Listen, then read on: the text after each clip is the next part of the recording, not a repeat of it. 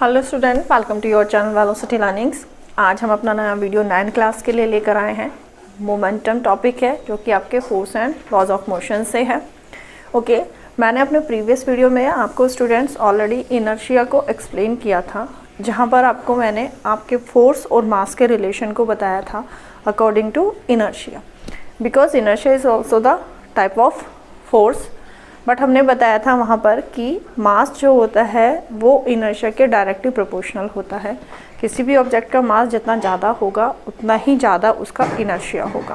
ठीक है, तो यानी force it means directly proportional to mass. अब आज हम आपको जो एक्सप्लेन करने जा रहे हैं मोमेंटम, बहुत ही इंटरेस्टिंग टॉपिक है। इसके लिए आके एक एग्जाम्पल देते हैं हम आपको। आपने यहाँ पर क्या करना है, एक क्रिकेट बॉल लो, अरे क्या लो आप, रबर बॉल लो या टेनिस बॉल ले लो। ठीक है, दोनों के जो मासेस होते हैं वो डिफरेंट होते हैं।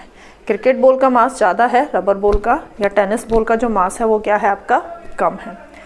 और आप क्या करो, उनको थ्रो करो।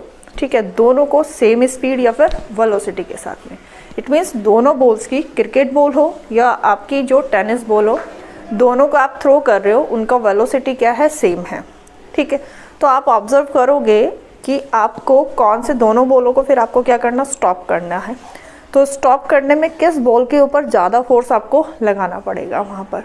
तो ओब्वियो जब आप ये दोनों बॉल के साथ में इस एक्सपेरिमेंट को करते हो तो आप ऑब्जर्व करते हो कि जो आपका क्रिकेट बॉल होता है उसको स्टॉप करने में आपको ज़्यादा फोर्स लगाना पड़ता है कंपैरिजन टू टेनिस बॉल।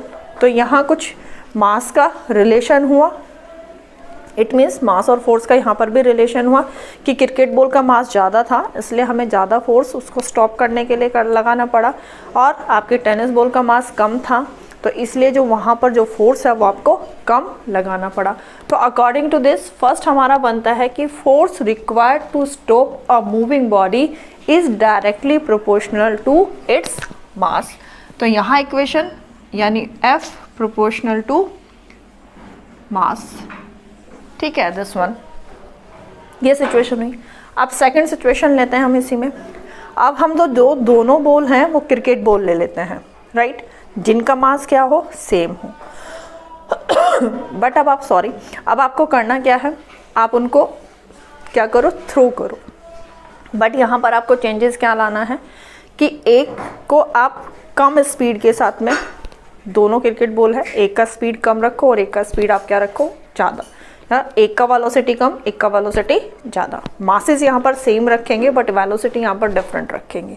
ठीक है, तो यहाँ पर भी आप ऑब्जर्व क्या करोगे कि आपको जो फोर्स अप्लाइड है स्टॉप करने के लिए किस बॉल को ज़्यादा लग रहा है, जिसकी वेलोसिटी ज़्यादा है, उस बॉल को स्टॉप करने में आपको ज़्यादा फोर्स एक्सर्ट करना पड़ रहा है कंपेरिजन टू लो स्पीड या लो वेलोसिटी। तो अकॉर्डिंग टू दिस यहाँ पर एक और बना हमारा कि force proportional to velocity, equation number 2। ठीक है, तो यहाँ से दो चीज़ें बनी हमारी कि फोर्स डायरेक्टली प्रोपोर्शनल होता है मास के, फोर्स डायरेक्टली प्रोपोर्शनल होता है आपके किसके, आपके वेलोसिटी के। ओके, अब यहीं से हम मोमेंटम को आपको डिफाइन करेंगे कि मोमेंटम क्या होता है। ठीक है, तो momentum of a body is defined as a product of its mass and velocity, right. Momentum क्या होता है, मोमेंटम डिफाइन करते हैं हम किसी भी बॉडी के मास और वेलोसिटी के प्रोडक्ट के इक्वल होता है आपका मोमेंटम, वी कैन से। तो हम मोमेंटम को P से रिप्रेजेंट करते हैं। ठीक है, P equal to mass into velocity, right. From these two equation हम इनको अगर कंबाइंड करके लिखते हैं तो यहाँ पर हम होता है F proportional to M into V। ठीक है, अब according to this one M into V की जगह हम क्या कर सकते हैं, force directly proportional to momentum. तो यहाँ पर हमने आपका फोर्स और मोमेंटम के रिलेशन को बताया कि फोर्स जो होता है वो डायरेक्टली प्रोपोर्शनल होता है आपके मोमेंटम के। जितना ज़्यादा फोर्स होगा उतना ही ज़्यादा मोमेंटम आपकी जो भी बॉडी है उसके अंदर प्रोड्यूस होगा। ओके, तो तीन चीज़ें निकली यहाँ से। अब हम डिस्कस कर रहे हैं मेन आपके मोमेंटम के बारे में। तो मोमेंटम इक्वल टू क्या होता है आपका, मास इनटू वेलोसिटी, यानी डायरेक्टली प्रोपोर्शनल। अगर आपका क्या होता है किसी भी ऑब्जेक्ट का मास, दो ऑब्जेक्ट ले लो आपको, एक आपने क्या लिया था यहाँ पर, एक आपने लिया था, हमने जो कल एग्जांपल लिया था, एक स्टोन जिसका कि मास कम है, एक स्टोन जिसका मास ज़्यादा है, दो स्टोन ले लिए, एक 10 kg का है, एक 500 kg का है। तो मोमेंटम किस में, क्या यहाँ मोमेंटम होगा? नहीं होगा। इम्पॉर्टेंट थिंग हम आपको यहाँ बताने जा रहे हैं कि हमारी हमेशा जो मोमेंटम प्रोड्यूस होगा वो मूविंग ऑब्जेक्ट में होगा। रीज़न देखो क्यों, कि अगर अब हमारा स्टोन है, जैसे हमने बताया हमारा स्टोन है, दोनों स्टोन के अंदर मास तो प्रेजेंट है, मास तो हमने यहाँ पर ले लिया कि स्टोन का जो था 10 kg ले लिया हमने, बट आपका स्टोन रेस्ट में है तो देयर इज़ नो वेलोसिटी। ठीक है, वहाँ पर वेलोसिटी का वैल्यू हो गया 0, राइट। तो यहाँ पर क्या हो जाएगा, अब इस इक्वेशन में अगर हम पुट करते हैं इन वैल्यूज़ को, तो ये आपका यहाँ पर क्या हो गया कि P इक्वल टू आपका 10 × 0 इक्वल टू 0, तो मोमेंटम विल बी 0।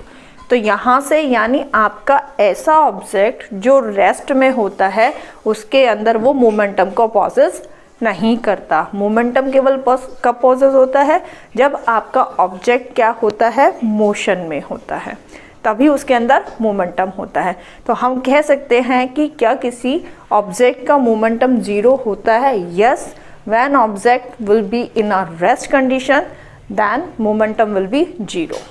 ओके, अब सिंपल सी बात है यहाँ पर कि मोमेंटम हाई, अगर आपका मास ज़्यादा है, कोई ऑब्जेक्ट मूव कर रहा है, उसका मास बहुत ज़्यादा है, जैसे आपके ट्रक वगैरह होंगे, व्हीकल्स आप मूव करते हो, वहाँ पर उसका क्या होता है, आप एक स्कूटी पे हो और एक आपका क्या होता है, ट्रक पे होता है।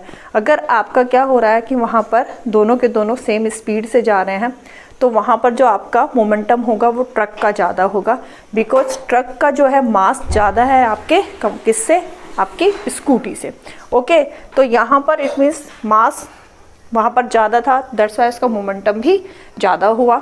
वेलोसिटी के लिए बात करते हैं हम, वहाँ पर अगर ट्रक जैसा एक नॉर्मल वेलोसिटी के साथ भी मूव कर रहा है तो वहाँ पर वो उसका मोमेंटम बहुत ज़्यादा होगा फिर भी। इसीलिए रीज़न होता है कि एक नॉर्मल स्पीड के साथ में ट्रक जब चल रहा होता है तो वो बहुत ज़्यादा एक्सीडेंट्स जैसे होते हैं, तो वो रोज़ एक्सीडेंट्स होते हैं, बिकॉज उस कंडीशन में भी क्या होता है कि उसका मोमेंटम ज़्यादा होता है ड्यू टू द मास, क्योंकि ट्रक का मास बहुत ज़्यादा है comparison to other smaller vehicle.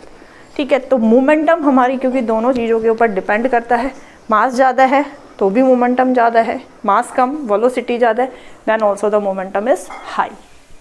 Okay, so ये हुआ momentum, P equal to m/v। ठीक है, अब मोमेंटम हमारा क्या होता है, one thing is more that कि मोमेंटम हमारा हमेशा वेक्टर क्वांटिटी होता है, because you know very well कि momentum equal to product of your mass and velocity. Velocity क्या है आपका, डेफिनेटली आपकी वेक्टर क्वांटिटी है। तो जब यहाँ पर हमारा v प्रेजेंट है तो हमारा मोमेंटम भी क्या होगा, आपका वेक्टर क्वांटिटी होगा। और ये किस डायरेक्शन में होगा, ये देखो, momentum is a vector quantity and take place in the direction of velocity. ठीक है, जिस भी डायरेक्शन में वेलोसिटी की जो डायरेक्शन होगी वही डायरेक्शन आपके मोमेंटम की होगी। SI यूनिट निकालना है, SI यूनिट बिल्कुल सिंपल होता है। देखो, वी नो दैट कि P इक्वल टू क्या होता है, m/v। मास का यूनिट यू नो kg होता है, वेलोसिटी का यूनिट क्या होता है, मीटर पर सेकेंड। सो तो इसकी यूनिट हो गई, SI unit of momentum is kg metre per second. Okay, तो गॉट इट नाउ। अब इसीलिए इसमें देखा है, कुछ इसके एग्जाम्पल भी होते हैं, आपने देखा होगा कि कराटे प्लेयर जो होता है वो पाइल ऑफ टाइल्स होता है, उसको अपने सिंगल हैंड के ब्लो में क्या कर देता है, ब्रेक कर देता है। ठीक है, रीज़न क्या होता है, देखो इसका एग्जांपल है कि जब अब वो कराटे प्लेयर जो होता है जब अपने हैंड का मूवमेंट करता है तो वो मूवमेंट क्या होता है, बहुत फास्ट होता है। आपको मतलब इन द सेंस कि वो केवल ऐसे लिफ्ट अप करता हुआ दिखाई देगा, लेकिन जो उसका ब्लो करता है, जब वो उससे स्ट्राइक करता है पाइल के ऊपर, जो पाइल ऑफ टाइल्स होता है उसके ऊपर, तो बहुत फास्टली करता है। इट मीन्स वहाँ पर आपके मोमेंटम को क्या होता है, बहुत ज़्यादा फोर्स है भी, बहुत ज़्यादा फास्ट है तो मोमेंटम भी उस कंडीशन में क्या हो जाएगा, बहुत ज़्यादा हाई हो जाएगा और वो सडन उसके ऊपर बढ़ता है क्योंकि रिड्यूस होने का वहाँ पर आपके मोमेंटम को टाइम नहीं मिलता है, तो इसलिए पूरा का पूरा वहाँ पर मोमेंटम के साथ वो एग्जर्ट करता है, बहुत ज़्यादा हाई फोर्स के साथ एग्जर्ट करता है और इसी वजह से उसके एक सिंगल हैंड के ब्लो में जो पाइल ऑफ टायर्स होता है वो ब्रेक हो जाता है। सिंपल से ऑब्जर्वेशन है ये। इसीलिए कहीं आप ये भी देखो कि अगर एक कार है वो सेम स्पीड से, एक ट्रक सेम स्पीड है, दोनों का वेलोसिटी इक्वल है, दोनों से अगर कभी भी आप देखो इंजर्ड अगर होती हैं, उनकी कोलाइजन होती है, तो वहाँ पर कोलाइजन में आप हमेशा देखोगे कि जो आपकी कार होती हैं वो उसको ज़्यादा इन द सेंस कि जो नुकसान होता है वो बहुत ज़्यादा गाड़ी के अंदर होता है, स्मॉल के अंदर होता है, ट्रक के अंदर इतनी जो होती है नुकसान नहीं होता एक तरीके से अगर हम बात करते हैं, बिकॉज यहाँ पर भी रीज़न होता है। अब आप कहोगे वेलोसिटी तो सेम थी मैडम वहाँ पे, लेकिन जो उनका मास था वो डिफरेंट था, कार का मास कम था, ट्रक का मास ज़्यादा था, तो इसलिए जो ट्रक का मोमेंटम था वो ज़्यादा हुआ कंपेरिजन टू कार, और इसीलिए कार जो होती है उसमें ज़्यादा डेंजरस जो होता है वो कार के लिए होता है। ओके, तो ये कुछ मोमेंटम के सिंपल से ऑब्जर्वेशन थे। अब हम यहाँ पर दो न्यूमेरिकल ले लेते हैं। यहाँ पर न्यूमेरिकल हैं आपके, देखो फर्स्ट वन आपका यहाँ पर है, you have to find a body of mass 25 kg has a momentum of 125 kg metre per second. आपको यहाँ पर मास गिवन है, आपको यहाँ पर मोमेंटम गिवन है, you have to find, calculate करना है आपको वेलोसिटी। तो अकॉर्डिंग टू योर फार्मूला, देखो फार्मूला हमने लिखा होता है कि P इक्वल टू क्या होता है आपका, मास इनटू वेलोसिटी होता है। अब इसी फार्मूले में इसको पुट करते हैं हम, जैसे first one we know that P equal to m into V. हमें गिवन क्या क्या है, हमें मोमेंटम दिया हुआ है 125 मीटर, सॉरी मोमेंटम है kg metre per second, right, and आपको मास दिया हुआ है, m दिया हुआ है अपना 25 kg। ओके, पुट कीजिए वैल्यूज़ को, velocity you have to find, values put कीजिए यहाँ पर। तो ये अगर यहीं से फार्मूला चेंज करना चाहते तो फार्मूला चेंज कर लीजिए, 125 इक्वल टू मास है 25 into we, so v equal to 125 upon 25, 5 जा, देन v इक्वल टू हो जाएगा आपका 5 मीटर पर सेकेंड। ठीक है, ओके, सेकेंड है यहाँ पर आपको कैलकुलेट करना है, आपको मोमेंटम ऑफ द फॉलोइंग, दो कंडीशंस दे रखी हैं आपकी। फर्स्ट वन कंडीशन आपकी कौन सी दे रखी है, देखो फर्स्ट वन है आपका, first part, an elephant of mass 2000 kg moving at a 5 metre per second. Okay, तो गिवन क्या हो गया, देखो यहाँ पर आपका गिवन क्या है, एलिफेंट का मास दिया हुआ है जो किस में है आपका kg में ही है, mass of elephant equal to 2000 kg, move कर रहा है वो किसके साथ में, आपका 5 मीटर पर सेकेंड।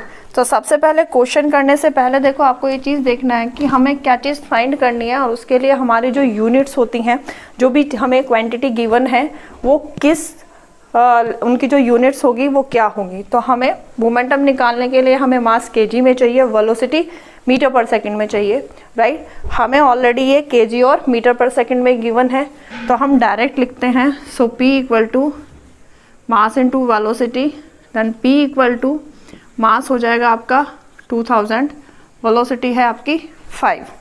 ठीक है,